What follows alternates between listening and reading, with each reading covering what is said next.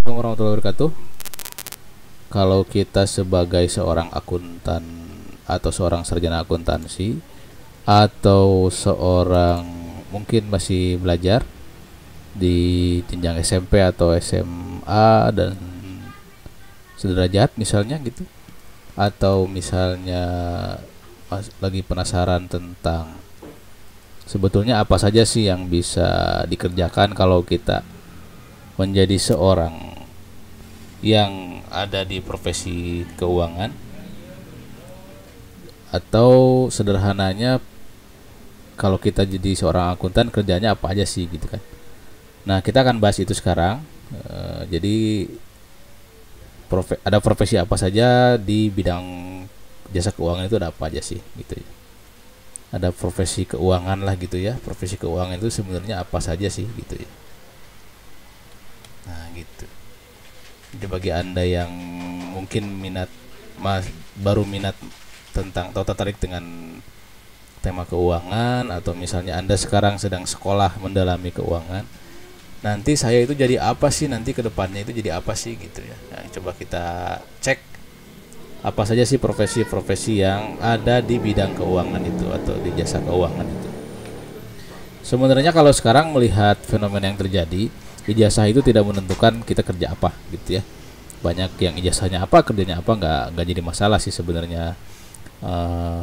Tapi jika memang ada kesempatan atau memang Anda ingin merencanakan karir di bidang keuangan itu, apa saja yang harus, atau ada peluang apa saja sih yang bisa kita kerjakan gitu ya. Nah, jadi kalau di bidang keuangan itu sebetulnya ujung-ujungnya ada beberapa ujung-ujungnya kerja di kantor gitu ya. Nah, saya mungkin kasih ini aja ya, kasih dua gambaran dulu. Misalnya Anda kerja gitu ya, Anda kerja, atau misalnya Anda buka kantor sendiri, nah gitu ya, buka kantor sendiri misalnya gitu. Nah, dua-duanya punya resiko masing-masing, punya tahapannya masing-masing, atau mungkin dua-duanya juga bisa menjadi tahapan. Contoh, Anda kerja dulu kemudian Anda buka kantor akuntansi, atau Anda kerja sambil buka kantor juga bisa sebenarnya. Nah, gitu. Kemudian kerjanya emang apa aja sih yang dikerjakan gitu ya. Nah, kalau di kerja ini tentu nanti akan umum. Yang jelas dipastikan di setiap perusahaan mikro ataupun makro pasti ada yang ngurusin uang, bener nggak? Ngurusin atau jangan uang lah, hartanya gitu ya, kekayaan perusahaannya itu kan pasti ada yang ngurusin. Nah, artinya siapa sih yang punya skill ngurus harta atau ngurus kekayaan ini? Ya orang-orang keuangan, ya orang-orang akuntansi gitu ya. Misalnya di sini ada bagian, kalau di perusahaan besar mungkin ada dibagi-bagi, misalnya ada yang ngurusin bagian asetnya juga aset lancarnya, kemudian aset tetapnya dipisah gitu ya. Nah, ini ada yang ngurusin ini, atau yang sekedar membuat entry jurnal harian misalnya gitu ya. Nah, intinya semua aktivitas perusahaan yang terkait dengan aktivitas siklus akuntansi atau kejadian-kejadian keuangan, maka di situ ada peluang Anda sebagai seorang akuntan bisa kerja di situ. Gitu, bisa kerja di sini nih. Oke. Nah, itu kalau Anda kerja, Anda juga bisa berkarir sampai jenjang tinggi sekali. Misalnya Anda paling tinggi itu kalau di perusahaan besar misalnya sebagai direktur keuangan. Atau kalau di startup atau unicorn sekarang direktur keuangan itu, atau sekarang disebutnya apa ya sekarang, CFO,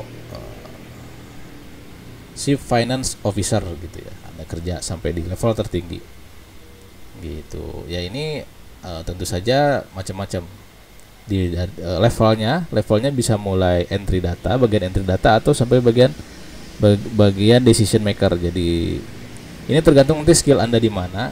kualifikasi pendidikan Anda di mana gitu ya kalau kerja. Jadi Anda bisa dari mulai yang paling rendah yaitu entry data, gak mikirin apa-apa, yang penting entry data, itu pun harus punya skill keuangan atau punya skill akuntansi, sampai Anda jadi direktur atau jadi CFO gitu. Itu yang di bidang keuangan, itu yang kerja. Nah ini pun Anda harus persiapkan skill baik yang benar-benar apa yang harus Anda kuasai gitu ya. Jadi tidak bisa asal-asalan juga di sini gitu, ngurusin harta orang, ngurusin duit orang, ngurusin apapun bagian manajemen keuangan perusahaan orang. Kalau Anda nggak benar kerjanya ya dipecat, atau Anda kualifikasi Anda nggak memenuhi juga Anda nggak bisa kerja di situ. Itu kalau Anda pilih kerja. Kalau Anda mau buka kantor, nah ini dia, buka kantor sendiri. Nah, Anda bisa buka kantor yang relevan tentang keuangan itu setidak-tidaknya ada 2 yang saya tahu.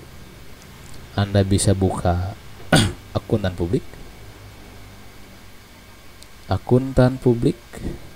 itu, atau Anda bisa buka kantor appraisal itu penilai aset gitu ya. Ini sekurang-kurangnya di sini gitu. Jadi ada akuntan publik, ada appraisal kalau Anda buka kantor. Cuman kalau Anda mau buka kantor, ini syarat-syaratnya lumayan. Ini di video sebelumnya saya sudah pernah bikin tentang syarat-syarat akuntan publik, nah, gitu ya. Itu lumayan, dan dipastikan Anda harus punya pengalaman. Ini yang nggak bisa yang nggak bisa ditawar-tawar. Anda harus punya pengalaman, artinya Anda sebetulnya biasanya sebelum buka kantor itu Anda kerja dulu gitu. Karena pengalaman ini nanti yang menentukan kualitas Anda seperti apa, kinerja Anda seperti apa gitu. Nah, oke, saya mungkin pisah dulu ya di sini nih. Yang akuntan publik, oke. Saya nggak bahas cara-cara jadi ini. Yang jelas saya akan bahas di sini ada apa aja sih gitu. Sorry, kecoret. Maksud saya bikin garis bawah. Nah, akuntan publik itu ngapain sih biasanya gitu? Biasanya akuntan publik itu ini tergantung nanti kantor akuntan sendiri dia menyediakan jasa keuangan apa gitu ya. Karena kalau akuntan publik itu sifatnya jasa keuangan sebenarnya. Jasa keuangan. Jadi nanti tergantung kantornya kayak gimana, tergantung skill yang disiapkan di kantornya seperti apa. Yang jelas biasanya akuntan publik itu dia akan menyediakan jasa audit. Auditor atau audit gitu ya.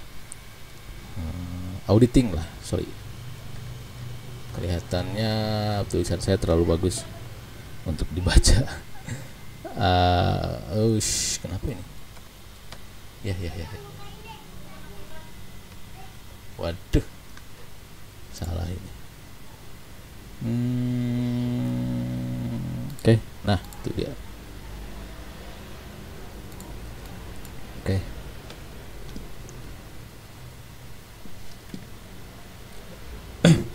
Di sini punya auditing. Dia akan buka jasa auditing, pasti jasa pengawasan keuangan atau jasa auditor eksternal tentunya, karena di perusahaan pun biasanya suka ada divisi auditing kalau di audit atau di pengawasan internal ada di perusahaan. Hanya kalau yang mengeluarkan nanti statement dari jasa akuntan publik dari akuntan publik ini nanti dia akan mengeluarkan statement gitu ya. Nah, statement ini yang akan menjadi image ke masyarakat gitu kan, apakah qualified, unqualified dan seterusnya. Di sini nanti ya intinya dia akan buka jasa audit keuangan, dia akan menilai dia akan mengecek sistem keuangan di perusahaan itu gimana, kemudian baik atau buruk gitu, pengelolaannya baik atau buruk, SOP-nya baik atau buruk, semua dari mulai pendokumenan, dari mulai operasional dan seterusnya. Nah, ini di bagian akuntan publik. Akuntan publik itu ada jasa auditing, atau biasanya juga akuntan publik dia buka jasa jasa keuangan berupa dia bisa membuatkan laporan keuangan misalnya gitu. Dia mungkin enaknya disebutnya bagian apa ya? Ya mungkin jasa laporan keuangan aja ya. Jasa laporan keuangan gitu ya. Gitu. Nah, jadi nanti si akuntan publik juga misalnya ada perusahaan mikro atau makro atau yang misalnya perusahaan baru atau perusahaan yang ingin diperbaiki sistemnya. Nah, si akuntan publik juga punya jasa itu, jasa keuangan seperti itu. Jadi dia sebagai dibuatkan laporan keuangan seterusnya. Atau dia juga bisa sebagai konsultan keuangan. Gitu. Konsultan hukumnya misalnya gitu ya. Karena perusahaan-perusahaan misalnya konsultan hukum bidang keuangannya kan, hukum keuangannya gitu atau hukum.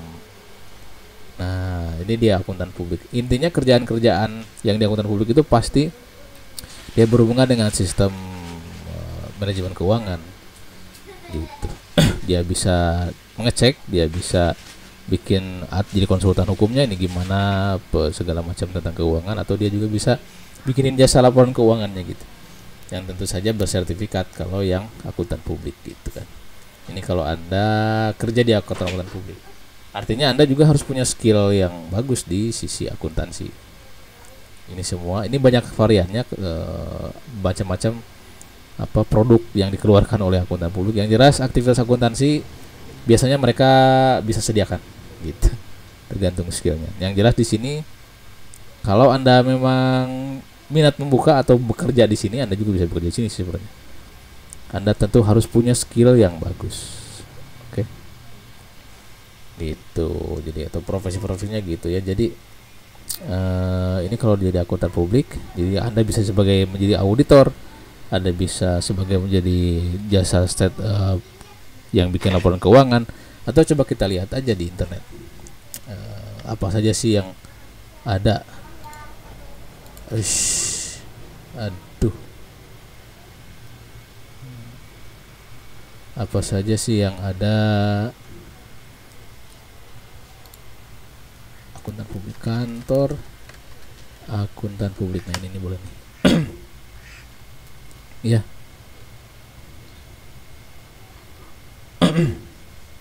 Mana ya? Nah ini nih. Jadi kita lihat di akuntan publik ada apa aja.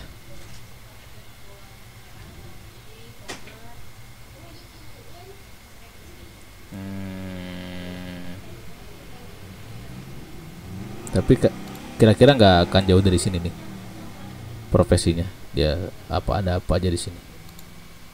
Ya. Lama. Nah, ini dia. Ini contoh. Saya buka acak aja. Tuh. Oh iya.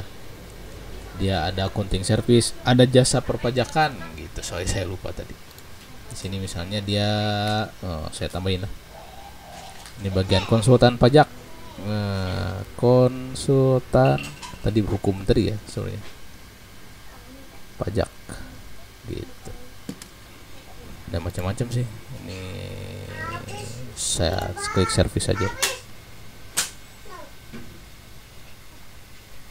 Nah, ini servisnya. Audit laporan keuangan, atestasi, nah ini pernyataan pendapat ya. Kemudian kompilasi, ya ini apa? Bisa review, bisa apapun.